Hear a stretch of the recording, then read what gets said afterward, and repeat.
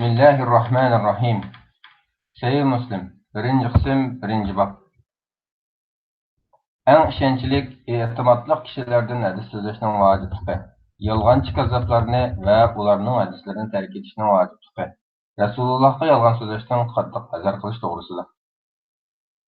Allah Taala sizlerge ve bizlerge tevfik ata kılsın. İşlerimizni muvaffaq versin. İki alem baxt saadet ata kılsın. Amin. Şunu bilsеңler kerakki, hadis rivoyatlarining sahihleri bilan zaif kesellerining orasini ayirishni bilish, hadis naql qilguvchilarning yolg'onchi deb ayblaganlardan ishonchliklarini bilish har bir muhaddis kishining ustiga vojibdir. Hadis rivoyatlaridan raviylardan faqat chiqish o'rni, hadisning kelish manbasi sahih bo'lganlarini, naql qilguvchilarining har xil ayb nuqsalardan xoli bo'lib saqlanganlarini, eng ishonchliklarini rivoyat qilish lozim. Hadis rivoyatlarining raviylarning yolg'onchi deb ayblanganlaridan, haqdan bo'yin tog'liq qiladigan dinsizlardan, bid'at ahlidan so'zlanganlardan qattiq hazar qilish lozim.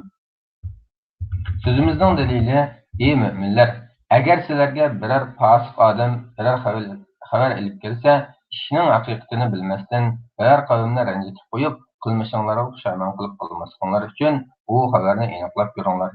Hujurat 6-oyat. Sizler her kişilerden iki kişinin guahlıkı teklif bulunlar. Eğer iki er kişi yok bolsa, sizler adaletine ve diyanetine razı bulunduğun kişilerden bir er, iki ayalını guahlıkı teklif bulunlar. Bu iki ayalının birisi unutup kalsa, ikincisi esiga salınır. Sure Bakara 282. ayet. Ularning iddati to'shqan chog'da ular bilan chiroyliqcha yenishinglar yoki ular bilan chiroyliqcha uzilishib ketinglar. Yenishgan, ajrashgan chog'inglarda aranglardan ikki adil guvohdan guvoh qilinglar. Xudolik uchun to'g'ri guvoh bo'linglar. Buning bilan, ya'ni bu hukm bilan Allohga va oxirat kuniga iymon etgan kishiga vazn-nasihat qilinadi. Kimki Allohdan qo'rqadigan, Alloh uningga chiqish yo'li berdi. Sura Taloq 2-oyat. Yuqorqi oyatlardan fosiq kishilarning xabarlari qabul qilinmasdan rad qilinadi. Adil emas kishilarning guvohligini rad qilinadi.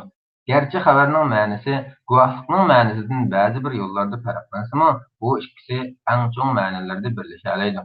Masalan, ilm ahllarining nazarida fosiq kishilarning xabarlari qabul qilinmasdan rad qilinadi. Xuddi barliq ilm ahllarining nazarida fosiq kishilarning guvohligi rad qilingandek. Mana bu ikkisining cho'ng ma'noda birlashishi. Xuddi Qur'on Karim fasiq kishilarning xabarlarini rad qilishga dalolat qilgandek, sunnat hadismi munkar xabarlarni rivoyat qilmaslikka dalolat qiladi. Sumrat Mug'ayra radhiyallohu anhudan Rasululloh sallallohu alayhi vasallam bundoq degan: kim mendan bir hadisni so'zlasa, haqiqatan u hadisning yolg'onligi ko'rinib tursami, yana so'zlaversa, u ikki kazzobning biri hisoblanadi. Ya'ni yolg'on hadisni to'qib bir kazzob bo'lsa, uni so'zligichimi yana bir kazzob bo'ladi. Her ikkilisining oqibati do'zax bo'ladi. Chunki mutawatir hadisda yolg'on so'zligichi do'zaxga kiradi deyilgan. Hatto bilib turib anglab o'tirgan radiya bermagan kishimi gunohkor bo'ladi. Chunki shu sababli yolg'on hadis rasmon qilinib qoladi.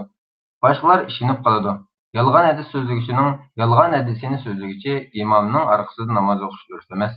Iqtido qilish qat'iy durust emas. Chunki u bid'atchidan og'irroq jinoyatchi bo'ladi. Bid'atchining orqasida namoz o'qish durust emas.